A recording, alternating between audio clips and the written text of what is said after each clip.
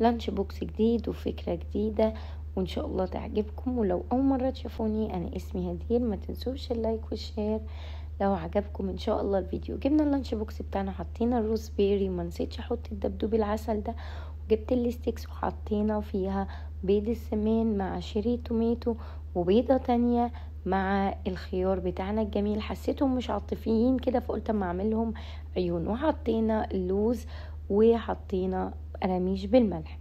بعد كده جبنا العجينة دي شبه عجينة الباف بيستري، بس هي مختلفة عنها في شوية حاجات. عيبها ان هي بتلزق بسرعة ومش ماسكة نفسها كده زي الباف بيستري، فيفضل ان انتي تشتغلي فيها بسرعة. قطعتها شرايح بالشكل ده ودهنتها بالمربى، وقطعتها شرايح كده وحطيتها عليها وحطيتها في الاير فراير، وده شكلها بعد ما خلص. وحطيت لها عيون بالشكل ده، كان شكلها جميل جدا. هنا دول ما كانوش راضيين يدخلوا، فهتحطوا في اول واحده.